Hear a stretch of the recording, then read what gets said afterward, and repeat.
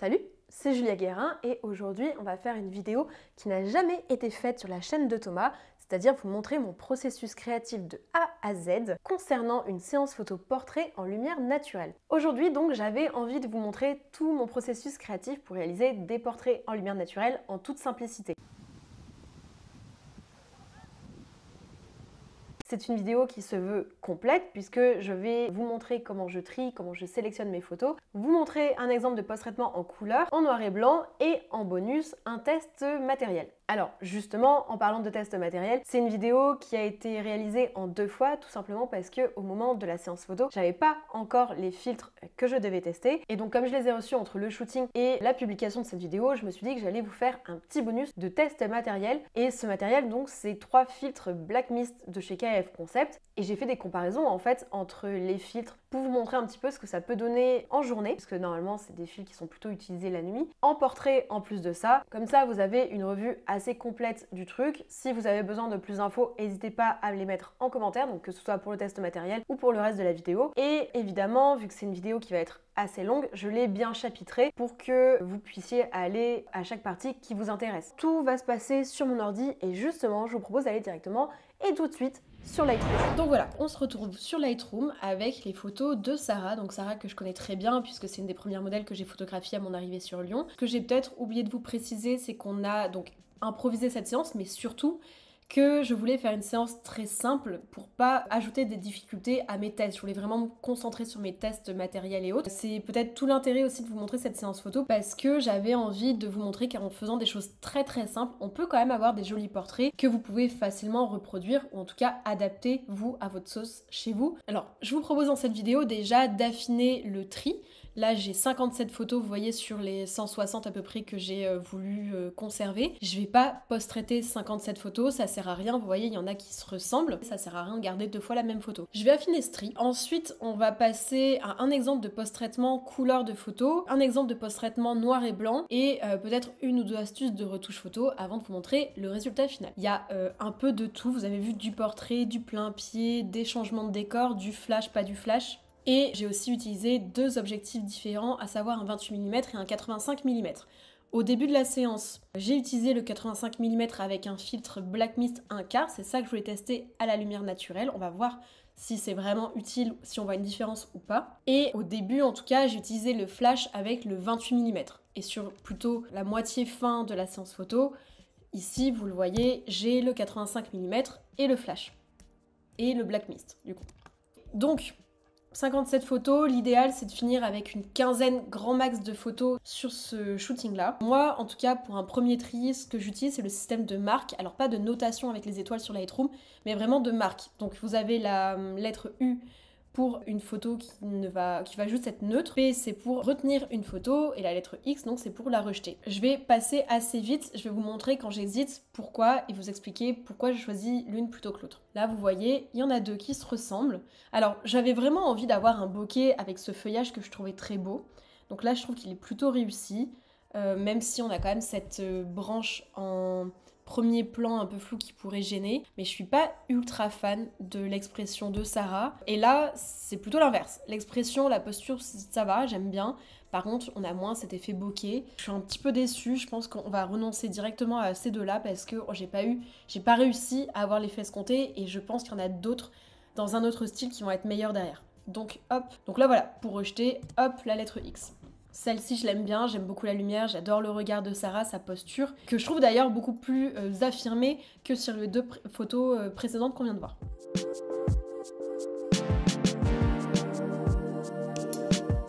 Il y a une série de photos qui se ressemblent. Donc vous voyez, là j'en ai 5 avec le même décor, plus ou moins les mêmes poses, plus ou moins les mêmes angles, les mêmes compos. Donc ça sert à rien de garder les 5. Donc là déjà entre les 2, je vais clairement choisir celle-ci. Parce que là déjà on n'a pas le petit coup de vent qui va bien dans les cheveux. Je trouve que la posture, donc c'est la même. Il y a juste le regard qui change. Et je trouve que sur celle-là, le regard est vraiment, l'expression est plus intense avec ce menton baissé. En fait, ça fait davantage ouvrir les yeux de votre modèle et ça donne un côté beaucoup plus mode, un petit peu plus édito, quoi. Celle-ci, c'est un peu pareil, voilà. Sachant que là, j'ai un portrait plus serré et que j'ai peu de portraits plus serrés, même si la main est coupée, là, tant pis, je verrai peut-être pour recadrer ensuite. Celle-là, je la trouve un peu moins intéressante pour quasiment la même posture qu'on a déjà vue sur d'autres photos avant. Donc pour l'instant, on en a gardé 3. On continue. Ces deux-là, je vais les garder parce que j'aime bien la posture, j'aime bien le fait qu'il y ait du vent. Elles sont pas tout à fait pareilles, mais je les trouve assez sympas. Celle-là, on va voir. Voilà. Ça, c'est un portrait. Bon, je pense que vous le voyez déjà directement. Il y aura des ombres à déboucher ici. Mais j'aime bien la compo, j'adore son regard, j'aime bien le mouvement des cheveux, on va la garder.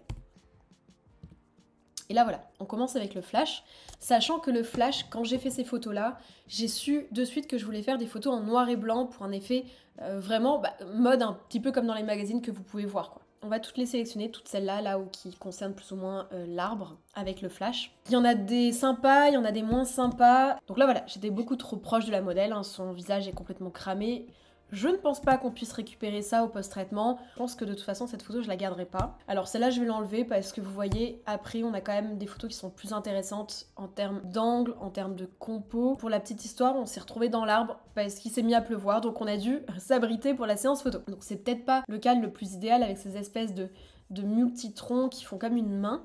Mais pourquoi pas, et de toute façon je l'avais en noir et blanc, donc ça risque de moins gêner sur le résultat final. Alors celle-là, je vais pas la garder du tout simplement parce que déjà ce tronc-là, il est beaucoup trop mis en avant, beaucoup trop éclairé, et je trouve ça pas très esthétique. Là, la jambe, avec l'angle et mon objectif utilisé, ça fait comme un raccourci. Vous voyez, on a l'impression que sa jambe est plus petite ici que là. C'est assez léger comme impression, des fois ça peut vraiment être beaucoup plus accentué, mais je trouve ça pas joli.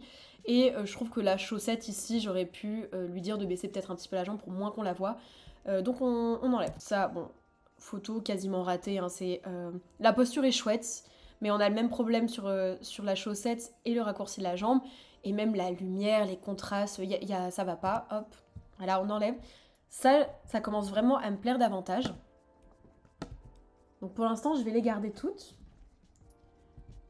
Mais...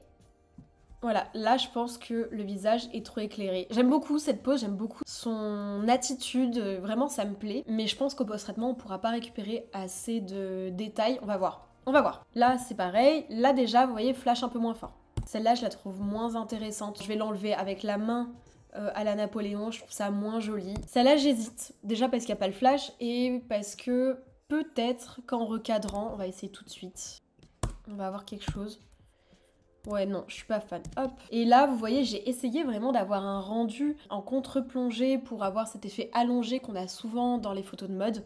Et j'ai pas réussi. Et en plus, je trouve ça pas très joli avec le flash. On a des grosses ombres. Le fond, ça va pas. Donc, tant pis.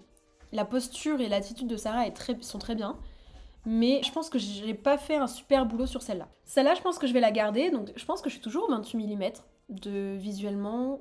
Voilà, je suis toujours au 28. Par contre, ce qui est certain, c'est que là, j'ai plus le flash. Mais j'ai peu de portraits resserrés comme ça et j'aime beaucoup son attitude, donc on va garder cette photo-là. Là, il y en a 3 qui se ressemblent, dont ces deux-là qui sont quand même relativement similaires. Mais celle-là, elle est quand même beaucoup plus dynamique, beaucoup plus agréable à regarder. Déjà par la direction de ses deux bras et de son visage qui suivent une même ligne diagonale, quasiment diagonale de la photo, je trouve ça plus visuel. La contre-plongée plus proche de Sarah fonctionne quand même mieux, alors que là, on n'est pas complètement face, mais on n'est pas complètement contre-plongée non plus.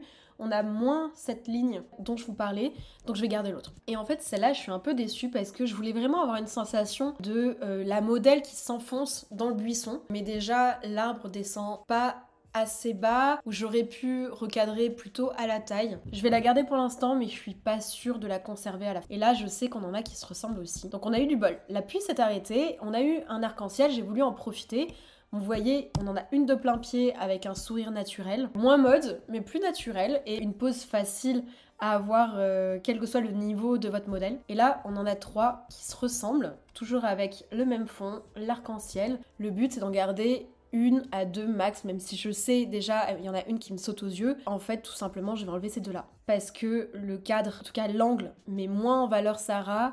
La photo est moins percutante, je trouve, avec cet angle-là. Alors que là, vous voyez, l'attitude, la posture, le cadrage, je trouve que tout fonctionne. Et sur celle-ci, on a assez bien la même attitude, alors que là, c'est moins affirmé, je trouve, dans le regard, dans le cadrage. Donc on va vraiment enlever ces deux-là. Et je pense qu'à la fin, il restera que celle-là, que je trouve vraiment cool, avec ses effets de cheveux grâce au vent. Et celle-là, peut-être, pourquoi pas, je l'aime bien quand même, donc on va la garder. Et pour les suivantes, donc je voulais à la fois jouer avec la lumière du soleil qui venait de revenir après la pluie, Et je savais qu'on n'allait pas l'avoir longtemps, donc on s'est un petit peu dépêché et voire même précipité. Ce qui fait que le rendu, je trouve, il est pas au niveau là. Voilà, ça aurait pu être beaucoup plus intéressant. On dirait qu'elle est en train de se remettre les cheveux droits après avoir eu du vent. Mais attention, là c'est de ma faute, hein. J'aurais pu lui dire de prendre plus de temps ou de refaire la pose. Et là, je voulais avoir un effet de découpage sur le regard, mais je trouve que la forme de la feuille fonctionne pas et le fait que ce soit juste comme ça sur le visage, c'est pas très esthétique. Même avec cette compo, j'aime bien qu'on ait le feuillage. Je sais que je vais pas les garder in fine, donc ça sert à rien que je m'acharne, je les enlève. Et là, je sais qu'il y en a d'autres qui se ressemblent aussi. Je suis embêtée, voilà, avec celle-là, parce que, en fait, je voulais à la fois mettre en avant cet arbre que je trouve vraiment très beau, et à la fois mettre Sarah en valeur. Le problème, c'est que je trouve que l'arbre prend trop de place sur la photo. Je pense que c'est soit l'un, soit l'autre. Après, dites-moi ce que vous en pensez, mais je trouve que là, déjà, c'est un peu plus intéressant. Sarah est pas juste devant l'arbre ou n'est pas coupée par l'arbre en arrière-plan. La pose est sympa aussi. J'aime bien cette compo, j'aime bien souvent faire des compos avec la modèle en petit et bien centrée, avec vraiment tout un décor derrière qui est mis en avant. Là, pareil, en fait, je trouve ça dommage. J'ai voulu essayer de mettre en avant ça, mais je pense que c'était une erreur parce que ça gâche un petit peu, je pense, la compo. De là se ressemble, je vais garder celle-ci. J'ai essayé de la mettre en mouvement, là vous voyez carrément ça sert à rien. Le décor prend le pas sur la modèle. Et là, je suis pas fan du moment que j'ai pris en photo. Alors ça, c'est une pose que j'aime beaucoup. N'importe quel modèle peut faire une pose qui ressemble. Par contre, là, le fond, bah, ça va pas trop, quoi. Donc je l'ai enlevé. Donc vous voyez, il m'en reste 3 qui se ressemblent malgré tout un peu. Même si Sarah est un petit peu détachée du décor par rapport à l'autre, je vais quand même garder celle-là parce que je préfère le cadrage et la pose. Il m'en reste 2 sur ce thème-là. Alors ça, vous voyez, on a beaucoup moins de profondeur de champ parce que je suis passée au 85 mm et j'ai gardé le flash et le black mist. Alors c'est un peu trop exposé, mais on n'a pas de zone cramée, à part sur la chemise ici. On va voir, je pense qu'au post-traitement, ça se récupère facilement. Je vais garder celle-là que j'aime bien, qui est très neutre, mais que j'aime bien.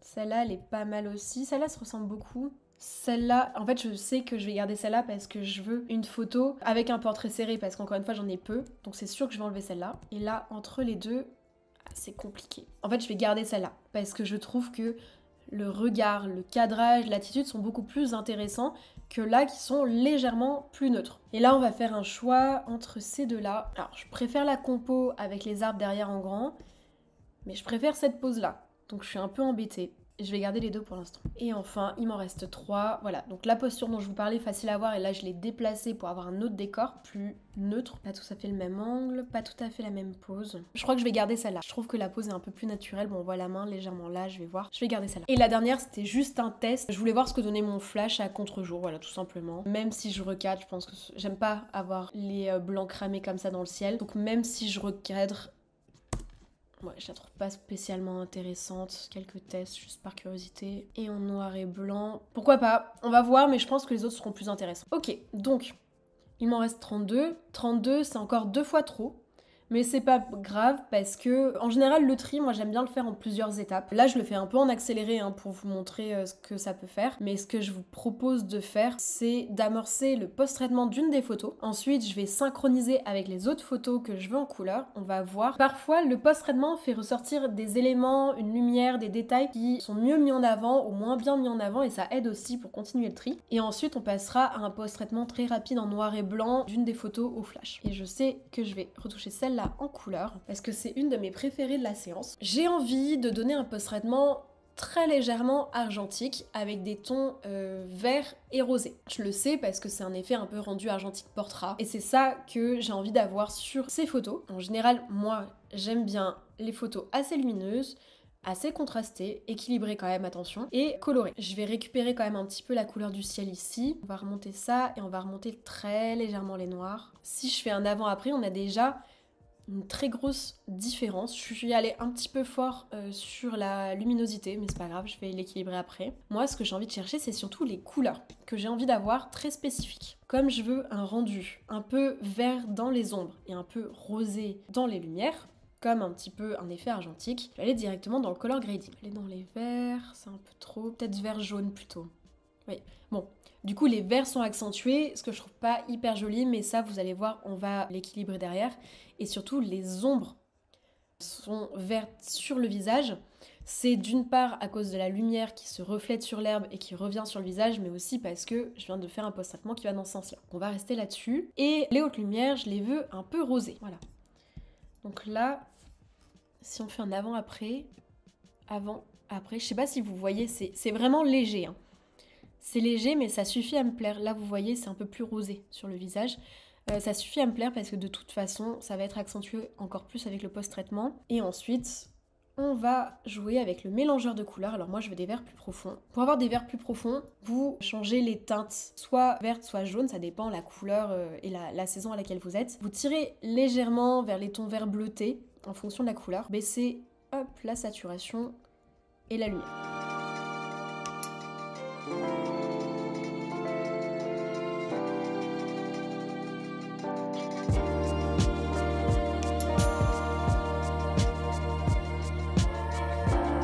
Je vais récupérer quelques détails du ciel.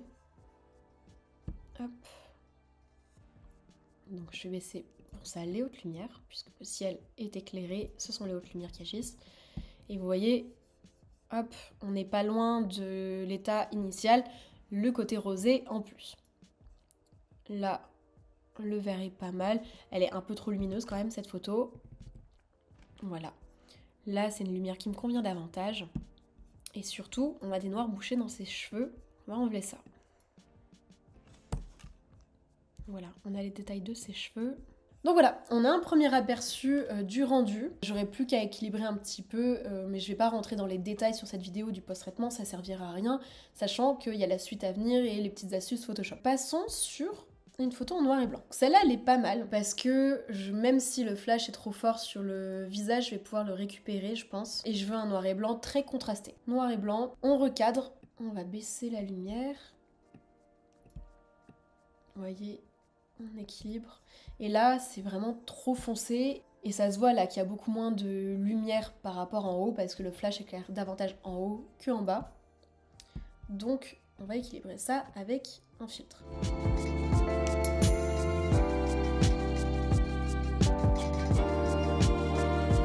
Si vous voulez quelque chose de légèrement différent, vous pouvez décider de refroidir ou de réchauffer votre noir et blanc. Pour le réchauffer, vous allez dans les jaunes, et on va dire que vous allez être sur 5 de saturation, pas plus. Et vous voyez là, c'est un noir et blanc réchauffé, je le trouve même presque trop présent. Avec parcimonie, parce que sinon on tombe vite sur du sépia, et c'est pas beau. Et en plus là, c'est que sur les ombres, donc en plus le visage est pas concerné, c'est encore plus moche. Et pareil, pour refroidir un petit peu une photo, voilà, moi je suis pas hyper fan de cet effet-là, mais pourquoi pas. Ça peut, je pense, être approprié dans certaines photos, mais voilà. Mais tranquille sur ce réglage. Et vous voyez, on a toujours cet effet main là que j'aime pas trop avec ce décor, mais c'est quand même plus doux qu'en couleur. En tout cas, pas plus doux, mais moins gênant. Une fois que je suis satisfaite de ces réglages, je vais peut-être baisser encore un petit peu la lumière sur le visage. Vous avez vu, je le fais grossièrement, mais prenez le temps de faire dans les détails si vous le souhaitez. Il n'y a plus qu'à synchroniser avec toutes celles que je veux en noir et blanc et à adapter. J'ai pas synchronisé tout ce qui est filtre linéaire, etc. Je me demande si celle-là...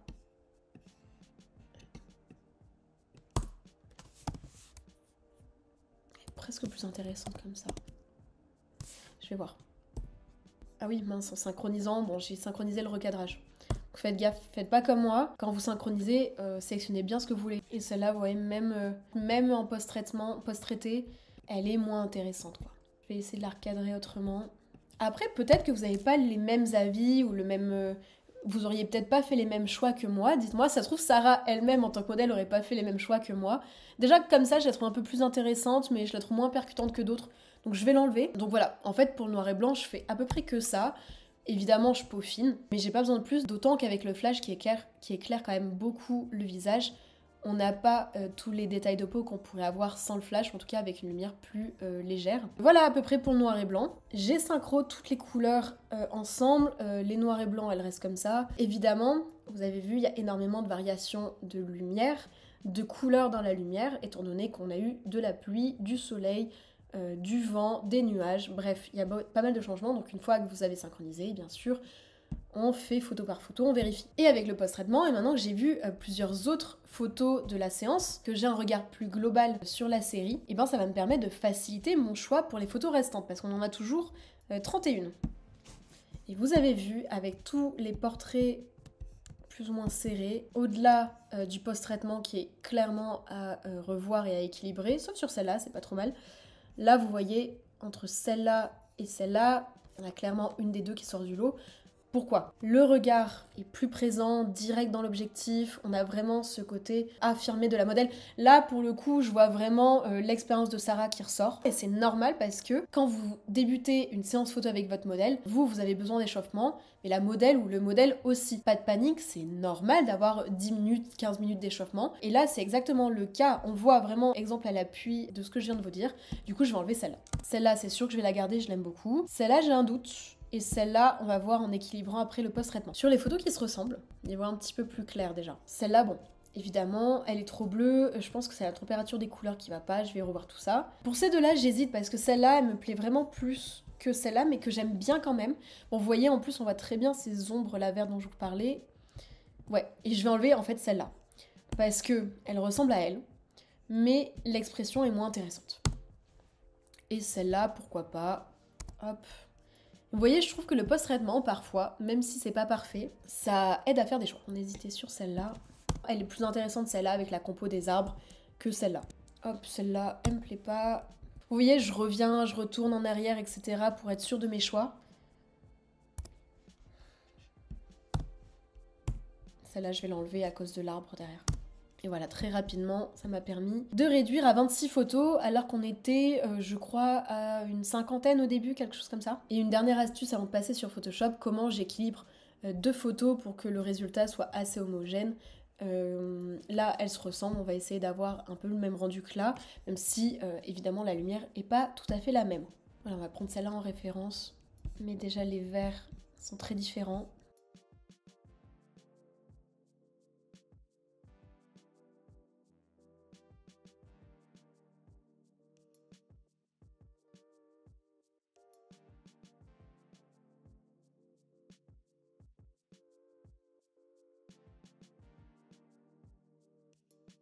Et vous voyez là sur la photo, en fait c'est inversé.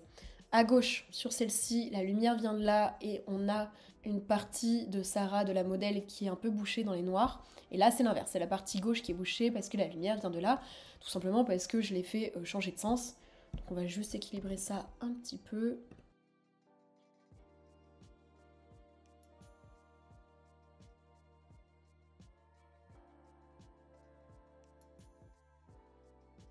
On est déjà un tout petit peu plus homogène. En fait, ce qui manque, c'est vraiment le bleu du ciel. Après, je pourrais tricher hein, pour remettre un petit peu de bleu. Est-ce vraiment essentiel? Je suis pas sûre. Et peut-être, qu'est-ce qu'on pourrait faire? Et celle-ci, que j'aime bien, même histoire. Là, vous voyez le ciel. Hop, il est trop clair.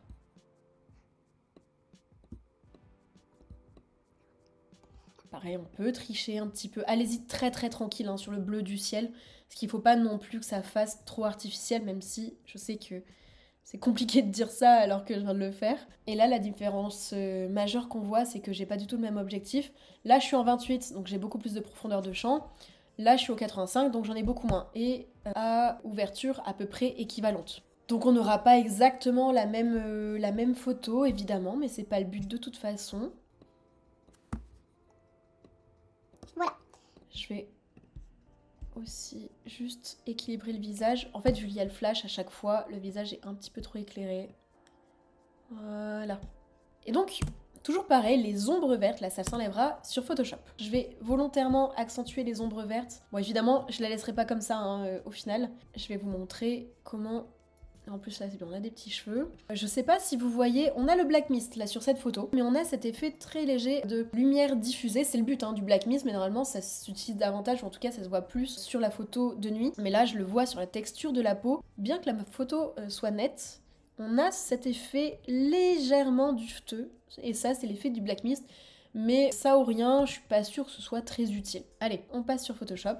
Dupliquez toujours votre calque au cas où pour pas travailler sur la photo initiale. C'est dommage, si vous vous trompez, vous pourrez pas vous récupérer. Et nous, ce qu'on veut donc, c'est enlever toutes ces zones vertes là, sur les dents, sous le nez, au niveau des yeux, dans le cou. Et là, on l'a sur les cheveux parce que j'ai volontairement accentué pour vous montrer. Donc vous sélectionnez les zones concernées. On va y aller un petit peu à la truelle. Hein. Et on va prendre teinte et saturation. Ce que vous voulez changer, c'est le vert.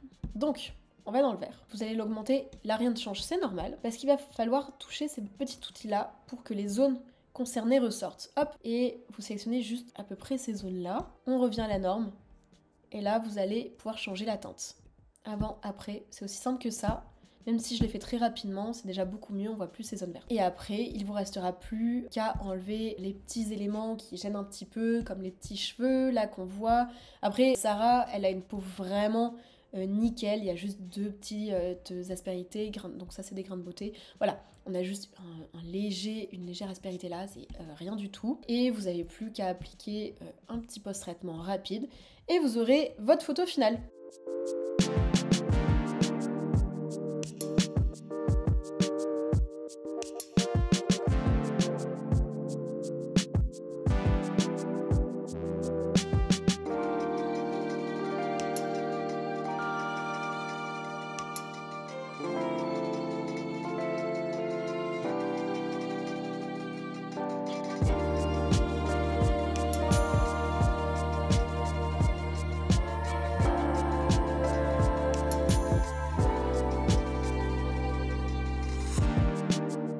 Attendez, ne partez pas parce que, comme je vous l'ai dit, me revoilà avec les fameux tests Black Mist à vous montrer. Donc vous pouvez le voir directement à l'écran. J'ai fait plusieurs essais avec une modèle qui s'appelle Ariane, qui est une très bonne modèle aussi et que je connais très bien. J'ai voulu faire des choses très simples. Il y a de légers post-traitements sur les photos, mais c'est à chaque fois un post-traitement équivalent sur toutes les photos d'une même série, évidemment. Le positionnement d'Ariane dans un environnement, ça pose en elle-même la gestion de la lumière. Là, je me suis que très peu concentrée dessus.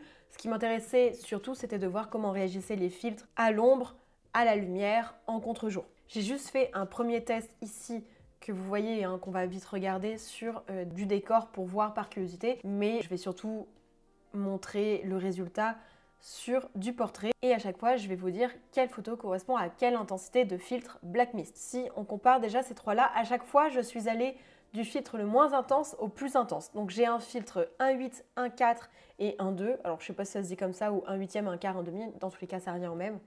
Donc là c'est 1,8, 1,4, 1,2. Je sais pas si vous voyez réellement une vraie différence sur ces photos-là. Moi je la vois très légèrement et je trouve que l'effet est vraiment visible sur le 1,2. Par contre le 1,8 et le 1,4, je suis pas sûre que vous voyez vraiment une différence notable. Par contre là, on a l'impression peut-être qu'il y a un tout petit peu comme si l'ouverture était un peu plus grande que là, alors qu'évidemment c'est toujours un réglage équivalent. Je vous propose de continuer avec une série de portraits. Donc sur cette série de photos, on a Ariane dans la même position, au même endroit, et la seule chose qui va changer, c'est évidemment les filtres. Et toujours même post-traitement et même réglage sur le boîtier. On a le 1,8, le 1,4 et le 1,2. Bon là je pense que vous commencez à avoir une première différence. C'est vraiment très subtil pour le coup sur le 1,8. En fait un peu partout, on a ce côté dufteux, cet effet en fait de diffusion de la lumière des ombres, comme si c'était très légèrement flou et c'est ce qu'on avait vu déjà avec Sarah sur les photos précédentes. Mais si je prends le 1,4 et le 1,5, alors là vous voyez on dirait carrément qu'il y a presque de la fumée, du brouillard, voilà, que c'est beaucoup plus flou. Plus flou est pas le bon mot mais que c'est plus diffusé que sur les précédents. Vous voyez si je vais dans l'autre sens, là voilà. Bon, c'est légèrement décalé, mais vous comprenez l'idée, je pense que ça se voit à l'œil nu. Là, quasiment pas de filtre, là un peu plus, et là c'est le max que j'ai. Allez, on continue avec cette série, c'est exactement la même chose. Là, on va être sur du 1,8, du 1,4, du 1,5. Bon, mis à part la lumière qui a très légèrement varié avec le soleil, on avait pas mal de nuages ce jour-là. Là, c'est le 1,8, là c'est le 1,2. Est-ce que vous voyez à quel point c'est beaucoup plus diffus sur la peau, sur les détails? En fait, c'est moins, on dirait qu'il y a un peu moins de piqué, voilà. Ça donne un peu cet effet-là, et c'est très léger avec le 1,8. Là, c'est le 1,4, et donc le 1,2.